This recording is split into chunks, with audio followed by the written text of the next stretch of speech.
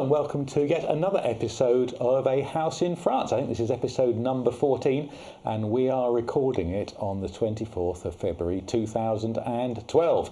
And this is our first episode of 2012. We normally try and do this every month, so we have skipped out January, so our apologies for that.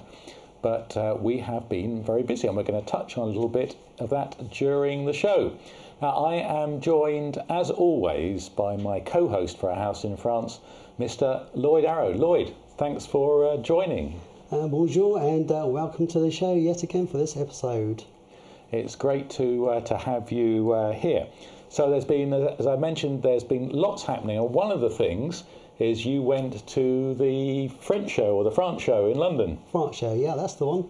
Yeah, it was good, bigger and better than the last time I went, which was a couple of years ago, and there was a lot more there. There's basically everything to do with France, not just property, all things France. There was a bigger arena, a display area than there was last time as well.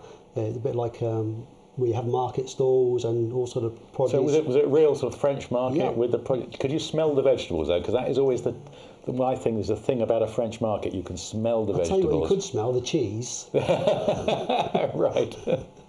But yeah, it was a good show. It was good. And did you get the impression that maybe there's sort of a revival in the interest in French property, or was it just about, in things French?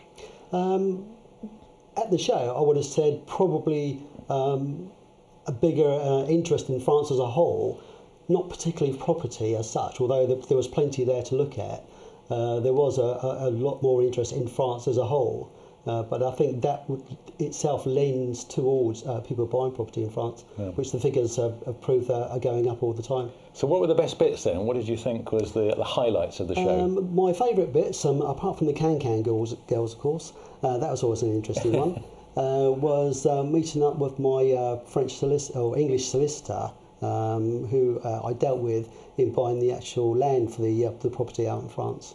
Oh, that's always good to put a face to the name, but you've finished all the legal work now, haven't you? So that's all done. That's all behind you. So it's just the final bits, which I think we'll get onto in a minute. So that was good. So Lloyd spent some time at that show, and I've spent some time in France. We went over and we had an interesting but very cold week over there. We had most of the days the high was about -6, with -10, at night. So it was pretty cold. The first few days actually were okay. They were sort of a bit like it had been here. But then we got a message saying it's a good thing you left when you did, because they had snow just after we left, right. We stayed for a couple of weeks, and they had lows down to -17. -17. That's I think was on pretty much a par of the coldest we had over here in the UK. So what did you do when you were out there? Well, apart from keeping the fire going, which was the principal thing, so the chainsaw got a lot of use in chopping up a lot of our wood is in 1 metre lengths, ready for a fire. I had to chop some up. But we did I always leave the fire loaded, so whenever we arrive, we can at least put the fire on. So chopping wood and keeping the fire going was a big part of the week, which is always good fun. But we did 2 little projects. One was what my wife describes as extreme gardening, which is gardening with a mini digger. So it was more to do with levelling things out and trying to get the levels right. And then the other thing that we did is in one of the main rooms downstairs, which is at the moment it's a bedroom. It is going to become sort of a family room stroke spare room. We exposed, we took out an old fireplace last year, and then we started pointing it, pointing all the stone. I say I didn't actually do much of the pointing, but it certainly, it looks very good now. Right. And so they were the 2 things that we did, just a couple of little projects, and we went with the intention of relaxing and trying to enjoy it, but of course ended up working most of the time. Sounds interesting, if not cold, but with all the work going on, have you got any more plans for the rest of the year?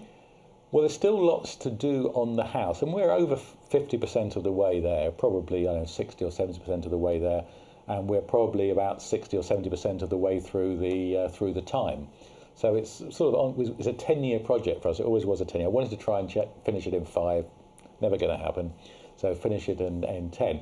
So the project for this year is going to be installing a new central oak beam on the ground floor, and using that to support the beam. So the farmhouse is about 8 metres wide, something like that.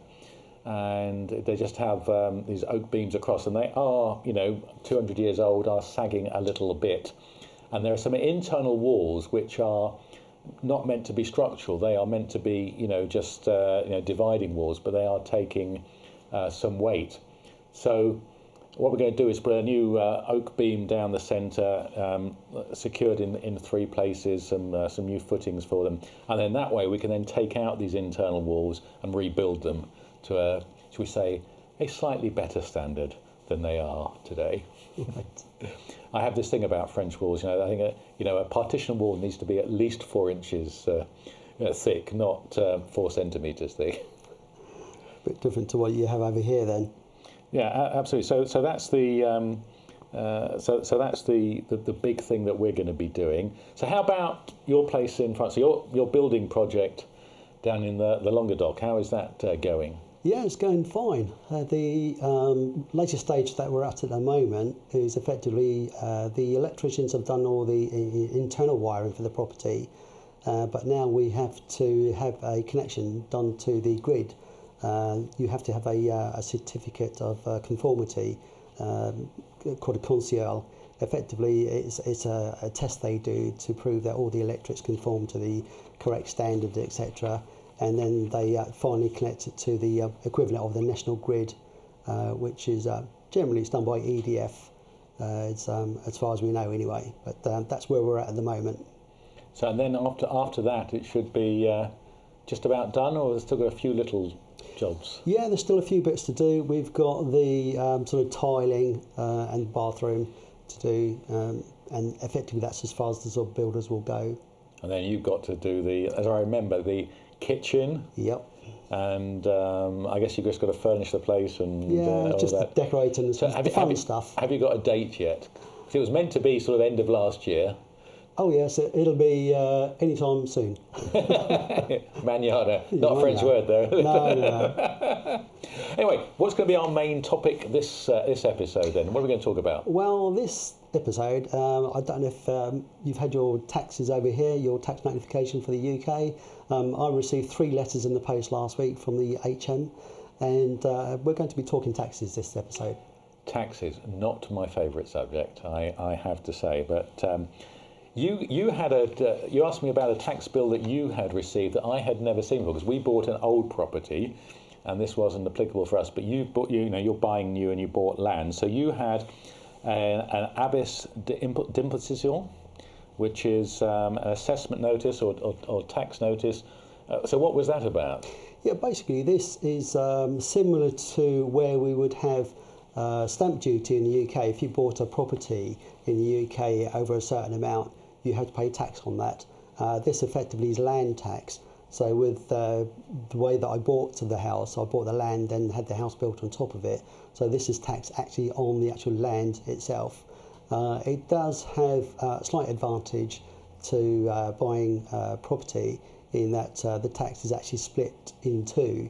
So you can actually have, the taxes effectively are split between 12 months. But if you take it from when you've actually bought the property, it doesn't actually start till, I think it's January, February. So it could be the following year, depending on when you actually bought your house. So you had to pay that, and luckily you didn't have to pay it all in one go, and it was split out, which I guess is a little bit of a help, unlike sort of stamp duty over here. Mm-hmm. But there are, the main property taxes. The notices for those are sent out normally in sort of August, September timeframes. Now, I'm always amazed that we get our tax notices here, because the address they send it to bears little relationship to our actual address, even though we provided them with our correct address.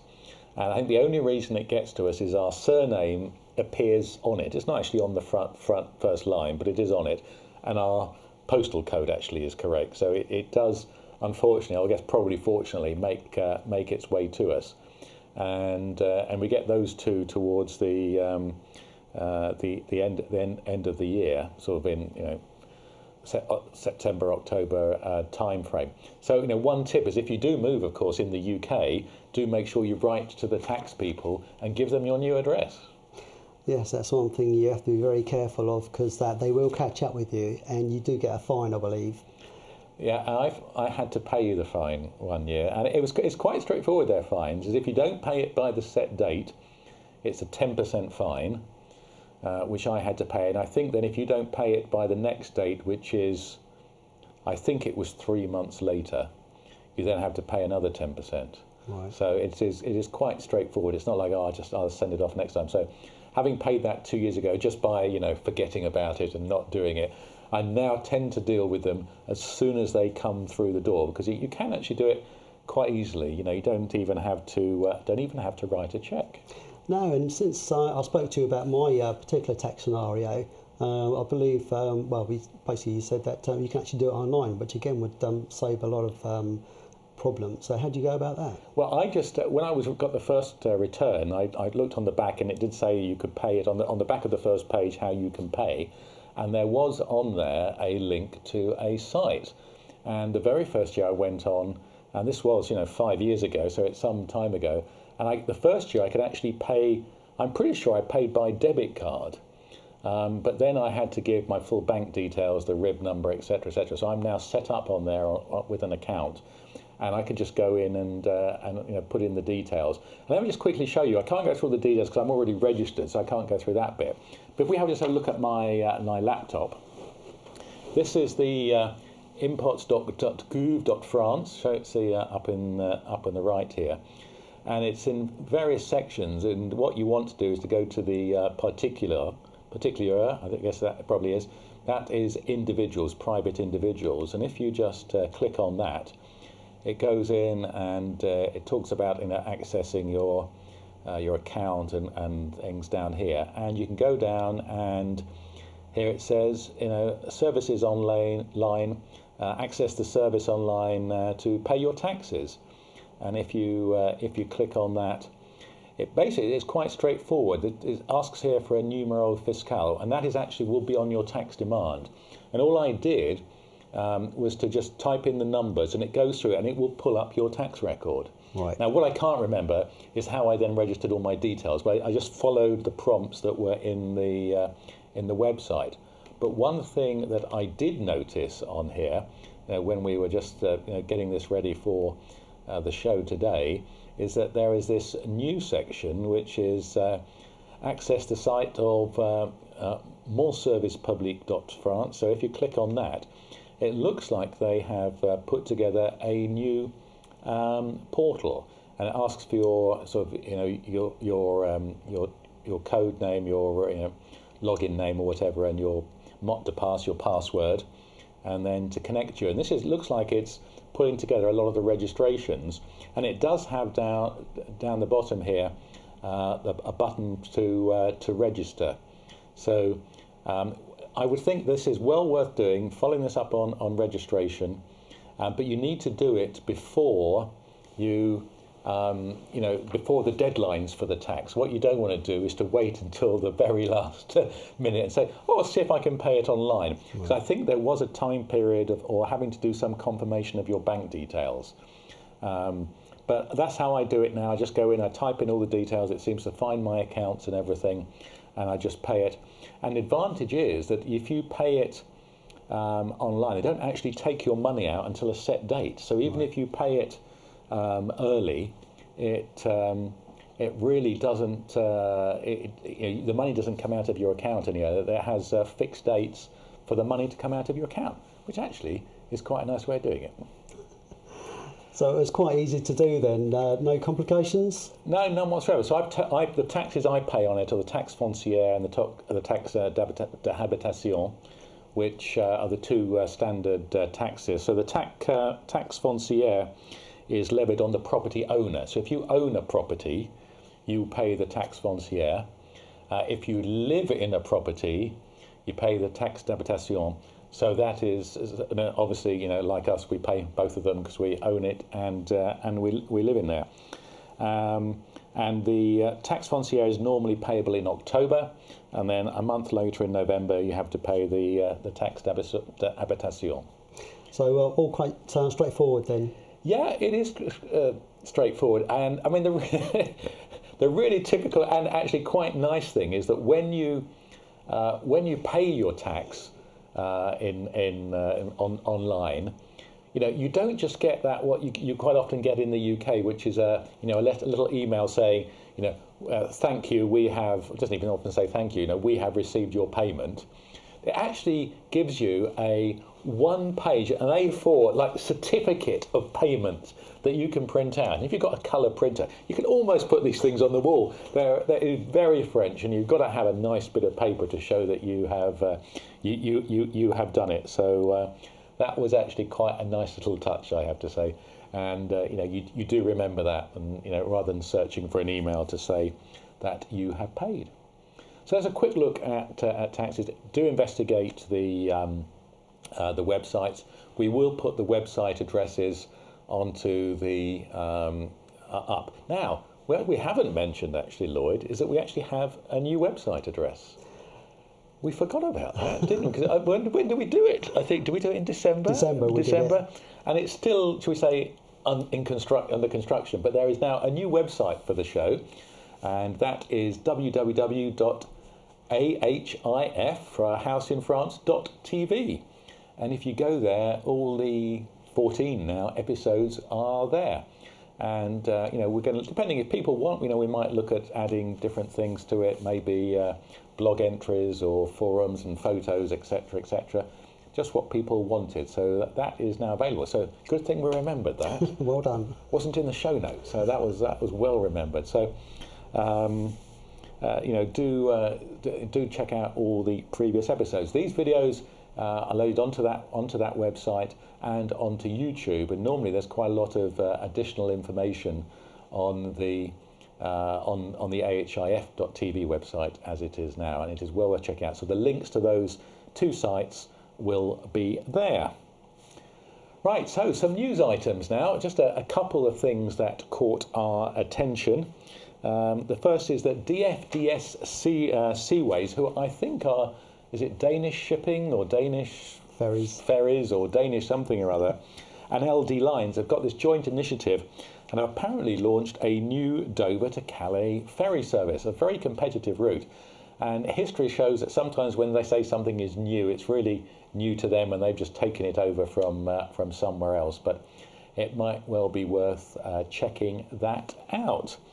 And then you've got a website, Lloyd, that you thought people might like to look at? Yeah, the one I'm going to be looking at this week is tv5.org, or TV Monde, which is effectively the same website. Effectively, it's a news channel that you can get either via the website or you can get via an application you can download to your iPhone, iPad. And we can have a quick look at that actually on the, got it up on the laptop here, so we can just show you the TV5 Monde website. And it's also available for Android users as well. You can get it on Sky on channel 799 or on Virgin on channel 825. So it's quite interesting. Just keeps you up to date with what's going on in France. There are patches of it in English as well. So it's good for keeping you up to date and also improving your French. Excellent. So I don't know why the website was flashing there. I think it's something to do with all the strange graphics they have on it. But that is worth checking out. And it's so it's on Sky. It is. Is it on anywhere else? Or Sky channel 799 and Virgin on channel 825. I don't have Sky or Virgin, but never mind. I shall have to watch it online, won't I? Which is where I tend to watch most things these days. Right, so there was a tip for this episode was something that I had not heard of, Lloyd, and this was something that you discovered, and this is, I guess, you know, only the French could do something like this. So tell us what you have found out. Well, I had an email this week, which effectively it's to do with breathalyzers.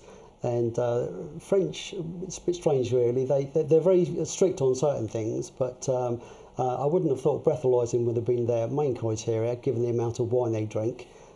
But they're saying that from July this year, you have to carry a breathalyzer with you if you travel through France. So that's even if you're just a visitor, not just an owner of property, etc., you do need to carry a portable breathalyzer. Having said that, it's not the kind of machines that you would normally see with a traffic policeman. It's effectively a portable, I guess, some sort of paper unit that you get. You can buy these from these sort of cross-channel ferries or terminals, etc., that you can take with you. And they recommend you take at least 2 with you. It's not being enforced, I think, till November. So although it's taking place in July, that's when it all starts. Are we sure this is legitimate? And this is not just some wind-up email that somebody has sent you. It's not an April Fool, no. You sure about that? It's too early. We might have to apologise profusely on the next episode. But this, I mean, it is so strange. It probably is true, but only the French. So the other thing you were saying is, but and again, I didn't quite understand this. Is that they're not they're not going to start fining you till later in the year, and the fine is only a small amount anyway. Well, I've heard it's about 11, 12 euros, something like that. I'm suspicious about this news story, but who knows?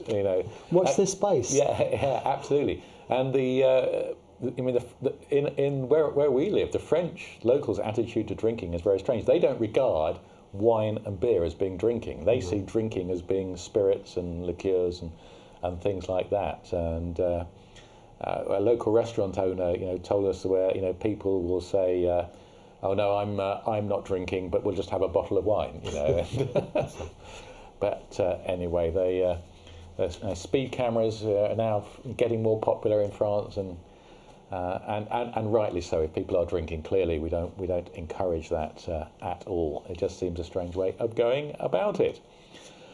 Right, and finally for this episode, a date for your diary, Lloyd, and that is the 14th of March 2012. Make sure you put it in your diary. And so what's so special about this particular date then? Okay, that is the date that Living France magazine goes on sale. All right.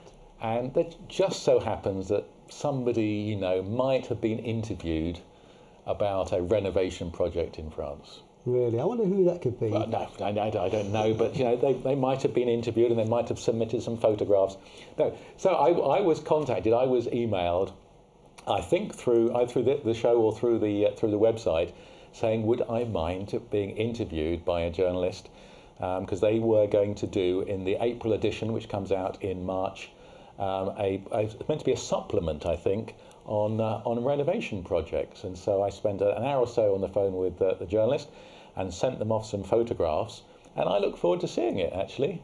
And it was an interesting experience, and we'll see what they put down. I've seen a draft of it. As long as they put the draft in, it looked good. But I look forward to seeing other people's stories as well as what I said.